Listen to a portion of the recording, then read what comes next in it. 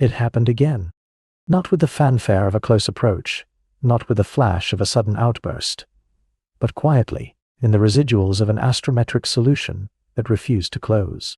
Astronomers tracking 3I Atlas, the second confirmed interstellar visitor to pass through our solar system, noticed something subtle in the newest reduction of its trajectory data.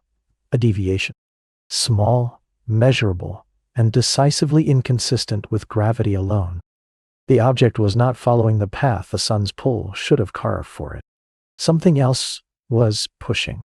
In asteroid and comet science, non-gravitational accelerations are not unusual. Outgassing from a warming nucleus, the gentle pressure of sunlight on dust, even the recoil from asymmetric sublimation. All of these can nudge a small body off its predicted course. But what made the newest analysis of 380 Atlas unsettling was not the presence of a push. It was the shape of it. The force seemed to change, not gradually, like a comet warming as it approached the sun, but abruptly, as if something could switch on, fade, and redirect without warning. The acceleration vector didn't behave like a stable jet. It didn't follow a predictable seasonal pattern. It moved like something was deciding when and where to act. Scientists ran the numbers again. They tested different models of outgassing geometry, different assumptions about the nucleus shape, different activity onset distances. Every model could explain one part of the motion, but none could explain all of it across the full observing arc. The residuals kept whispering the same uncomfortable truth. The push was real, but it wouldn't stay consistent long enough to be understood. And if the force driving this object couldn't be pinned down, then the object itself, its nature, its structure, its history, remained fundamentally unresolved. This is not a story about aliens. It's a story about something harder to accept. An object that behaves within the laws of physics, but refuses to behave simply. To understand what makes 3I Atlas so difficult to decode, you have to understand what forces can realistically move a small body off its gravitational track. The list is short. Outgassing is the most common. As a comet's ice is warm, they turn directly from solid to gas, escaping through the porous surface and carrying momentum away from the nucleus. The recoil pushes the comet in the opposite direction, subtly, but measurably. Dust jets work similarly, but the effect depends on particle size, ejection velocity, and the angle at which material leaves the surface. Radiation pressure from the sun can push on fine dust, though the effect is usually small for anything larger than a grain of sand. Fragmentation events, where a chunk of the nucleus breaks away, can produce sharp changes in motion, but these are typically one-time events, not repeating cycles. And then there's torque. If a comet is spinning and its outgassing is uneven, the escaping gas can change the rotation rate, which in turn alters the distribution of forces and shifts the orbit over time. Each of these mechanisms leaves a signature. Outgassing should correlate with distance from the sun. Closer means warmer, warmer means more gas. Dust jets should show up as brightness changes, often in specific directions. Fragmentation should leave a debris trail, or a sudden drop in magnitude. Torque-driven changes should show up in the light curve, the repeating pattern of brightness that reveals how the object spins and where its active regions are located. But 3I Atlas didn't cooperate.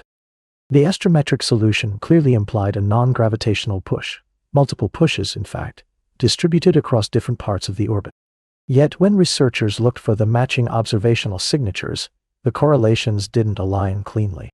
Gas emission indicators, when detectable at all, didn't rise in step with the acceleration.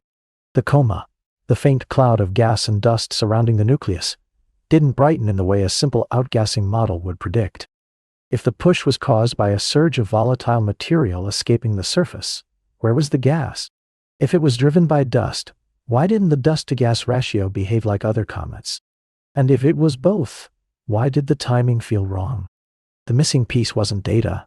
It was the bridge between dynamics and visibility. Something was moving the object, but the thing doing the moving refused to show itself clearly. It was as if the comet were whispering its presence through motion, but staying silent everywhere else. Then came the light curve problem. In small-body astronomy, the light curve is one of the most reliable tools for understanding an object's physical state. As a comet or asteroid rotates, Different parts of its surface reflect sunlight toward Earth at different intensities, creating a repeating pattern of brightness.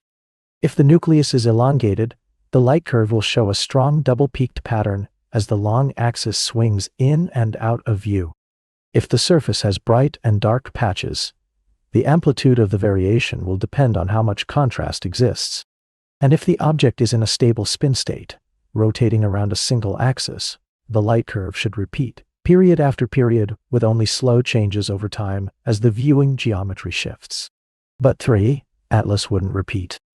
Observers watching the object across multiple nights found a brightness pattern that seemed to fluctuate, but when they tried to phase the data, to fold all the observations onto a single rotation period, the curve wouldn't lock. The peaks and troughs shifted. The amplitude changed. The period itself seemed to drift, as if the object's spin state were evolving in real time. In a normal small body, rotation can be stable for decades. In an active comet, torques from outgassing can change the spin, but usually alongside clear signs of activity growth, brightening, coma expansion, tail development. Here, the rotation signal behaved as if the object's emitting geometry were reorganizing faster than expected, like the surface was rearranging its active zones, or the nucleus was tumbling in complex rotation, or both. The instability felt surgical. It wasn't chaotic, it was structured, but the structure kept shifting. One week, the light curve might suggest a 6-hour rotation. The next week, it wouldn't fit anymore. Some observers wondered if the nucleus was precessing, wobbling like a top, which would cause the light curve to change over longer timescales. But precession usually takes weeks or months to become obvious, and this felt faster. Others suggested that new active regions were turning on and off as different parts of the nucleus faced the sun, creating a patchwork of brightness that didn't correspond to simple rotation. That would explain the instability, but it raised another question. Why would activity turn on and off so quickly, and with such little correlation to distance from the sun? The light curve wasn't just unstable. It was unstable in a way that suggested the object itself was changing, not slowly, over the course of an orbit, but continuously, as if its surface were awake. And then there was the color problem. When light reflects off a comet's coma, or nucleus, the color of that light carries information about the material doing the reflecting. Dust grains scatter sunlight differently depending on their size and composition. Fresh ice is bright and neutral. Organic, rich material is redder. Fine dust tends to scatter blue light more efficiently than large grains. By measuring the brightness of an object through different filters, blue, green, red, infrared, astronomers can build a color index, a numerical signature that hints at what the object is made of. 3i, Atlas showed color. It showed variations in color, but it wouldn't commit. Early observations suggested a slightly red continuum, consistent with dust-dominated scattering, possibly with organic material mixed in. But as the object moved and the observing geometry changed, the color shifted, sometimes subtly, sometimes noticeably. The shifts could mean that the dust grain size distribution was evolving, or that fresh material was being exposed on the surface, or that the ratio of gas to dust in the coma was changing. All of these are plausible in an active comet. But here's the catch. When researchers looked for the definitive spectral fingerprints, the emission lines of specific molecules like CN, C2, O, or the stronger volatiles like Ca, the signals were weak, ambiguous, or absent, when they should have been strong. If fresh volatiles were driving the changing non-gravitational behavior, the chemistry should have been shouting. Bright emission lines to clear gas production rates. Predictable correlations with heliocentric distance. But the spectral data felt muted. The continuum, the smooth, non-specific glow of reflected light, was there, but the sharp features that would lock down composition stayed frustratingly faint. It was as if the object were producing effects in multiple channels, color, brightness, motion, but the channels wouldn't align into one coherent story. Polarization measurements added another layer. Light scattered by dust becomes partially polarized, and the degree of polarization depends on the grain size, shape, and refractive index. Observations of 3e Atlas showed polarization consistent with dust, but again, the numbers didn't scale cleanly with the brightness or the inferred dust production. It was as if the object were shedding material, but not in the straightforward way comets usually do. The discomfort was scientific, not mystical. The data wasn't contradicting physics. It was contradicting simplicity. Every measurement pointed somewhere, but no two measurements pointed in exactly the same direction. So, the investigation widened. If the object's internal behavior wouldn't explain itself cleanly, maybe the environment around it could. The space between the planets is not empty. It's filled with the solar wind, a supersonic stream of charged particles flowing outward from the sun at hundreds of kilometers per second. This wind is not uniform.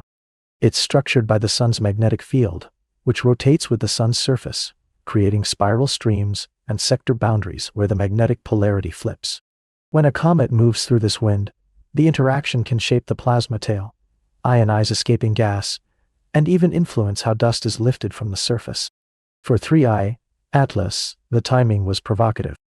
The most recent again event, the moment when the non-gravitational acceleration showed a new pattern, coincided with a change in solar wind conditions. Not a massive storm, but a sector boundary crossing, a shift in magnetic polarity and plasma density. Could that have amplified an ion tail response? Could it have altered the way charged dust grains were being lofted from the surface? Could the acceleration signature be partially environmental, not just intrinsic? The idea had merit. Solar wind can sculpt material that already exists. It can steer ion tails, accelerate charged grains, and even trigger localized activity if the nucleus has ice near the surface that's sensitive to plasma heating. But here's the problem. The solar wind can't easily account for the underlying non-gravitational acceleration unless the object is producing charged material in a very particular way, and in quantities that should leave other signatures, like bright ion emission or a well-defined plasma tail. Those weren't clearly present. Still, the correlation was there. The timing aligned. The plasma environment had changed, and so had the object's behavior. But correlation is not causation, and the solar wind hypothesis, while intriguing, couldn't fully explain the earlier accelerations, which had occurred at different heliocentric distances and under different plasma conditions. The environment offered patterns, but not explanations. It suggested that 3 Atlas was sensitive to its surroundings, but it didn't reveal why. At this point, every plausible explanation had been tested, and every explanation had failed in at least 2 places. Consider patchy sublimation with seasonal turning, the idea that the nucleus has discrete active regions that turn on and off as they rotate into and out of sunlight. This could explain the changing acceleration direction and the unstable light curve. But it doesn't explain why the gas emission is so weak, or why the activity seems to respond to environmental changes that shouldn't matter for a simple ice-driven process. Consider or cove-driven activity, volatiles that sublimate at greater distances from the sun than water ice, allowing activity to persist far from perihelion. This could explain early onset acceleration. But CO and Ku produce distinct spectral lines, and those lines should have been detectable if the outgassing were strong enough to produce the observed non-gravitational forces. They weren't. Consider dust jet dominance with minimal gas, an object that sheds mostly solid particles, driven by processes like thermal fracturing or electrostatic lofting rather than classical sublimation. This could explain the weak gas lines and the continuum-dominated spectrum. But dust jets should produce visible structures in the coma, fans, shells, streaks, and those structures should correlate with the direction of the non-gravitational push. The correlation was weak at best. Consider microfragmentation, small pieces of the nucleus breaking away, each one producing a brief kick in momentum. This could explain discrete changes in the orbit. But fragmentation events usually leave trails, and repeated fragmentation over weeks or months would require the nucleus to be extraordinarily fragile. There's no evidence that 3E Atlas is falling apart. Consider complex rotation and torque evolution. An elongated nucleus tumbling in an excited spin state, with outgassing torques that vary as different regions activate. This could explain the unstable light curve and the shifting acceleration vector. But it doesn't explain the weak gas signature, the ambiguous spectroscopy, or the environmental correlations. Each model wins once and fails twice.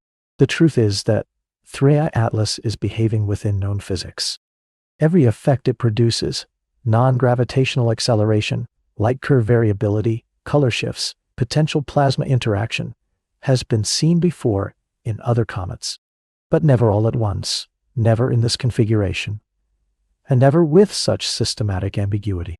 It's as if the object is sampling every mechanism in the comet playbook, but refusing to commit to any single one long enough to be diagnosed. And that's what makes it so difficult to accept. We're not dealing with a violation of natural law. We're dealing with a system that's too complex to reduce cleanly. A small body that operates at the edge of multiple regimes, volatile-driven, dust-driven, torque-driven, plasma-coupled, and won't hold still long enough for us to separate them. So what are we really watching? We are watching the limits of inference. We are watching a distant object that won't sit still long enough to be turned into a clean conclusion. A body that reminds us that the solar system, and the galaxy beyond, is not a quiet museum of predictable orbits and well-behaved physics. Objects like 3i Atlas force us to sit with uncertainty, not because the data is bad, but because the data is pointing in multiple directions at once. And honest science refuses to choose one prematurely.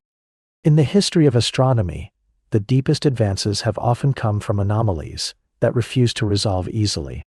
Neptune was discovered because Uranus wouldn't stay on its predicted path. Pulsars were initially inexplicable until they forced us to accept the existence of neutron stars. Fast radio bursts were dismissed as instrumental noise until their reality became undeniable.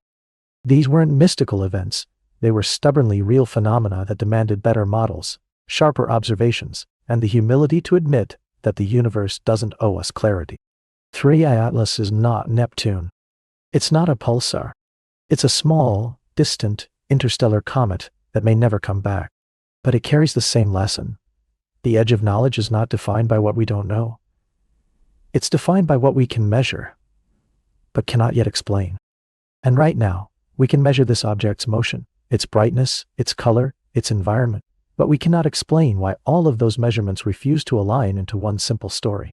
The mystery remains preserved, not because the evidence is lacking, but because the evidence is treated with respect. The investigation is ongoing. New observations are planned. Models are being refined. And somewhere, in a data file on a server, the residuals of an orbital fit still show that small persistent deviation, a push that won't stay consistent, a signal that won't be ignored. But that's not the end of the story. It's the beginning of the next question. Because in the months ahead, 3i Atlas will continue to move. It will cross new distances, enter new plasma regimes, rotate through new orientations. Telescopes are already scheduled to track it, photometric monitoring to catch the next light curve shift, spectroscopic campaigns to search for those elusive emission lines, astrometric follow-up to see if the acceleration pattern changes again, or, finally, stabilizes. Each new observation is a test. Each dataset is another constraint. And with every measurement, the space of possible explanations shrinks, even if it doesn't collapse to a single answer. What makes this object worth watching is not that it defies physics, it's that it defies our assumptions about how interstellar visitors should behave. We expected Oumuamua to be strange because it was the first. We expected 2i Borisov to be familiar because it looked like a comet. 3i Atlas was supposed to split the difference, a comet-like interstellar object that would teach us what normal looks like for bodies born around other stars. Instead, it's teaching us that normal may not exist, that every visitor carries the fingerprint of a different stellar environment, a different formation history, a different set of ices and organics and thermal processing, that the galaxy is not uniform, and neither are the objects it sends our way. The unanswered question is not a failure. It's an invitation. It's the signal that there's still something out there we don't fully understand. Not because it's hidden, but because it's complex. And complexity, in science, is not an obstacle. It's the texture of reality. So we watch. We measure. We wait for the next deviation, the next shift, the next piece of the puzzle that doesn't quite fit. And we accept that some mysteries unfold slowly, across years and data sets and revised models, not in a single moment of revelation. 3i, Atlas, did it again. And the only certainty is that it will keep doing it, whatever it is, until we finally learn to see what it's trying to show us. The cosmos does not owe us answers, but it always, eventually, rewards attention.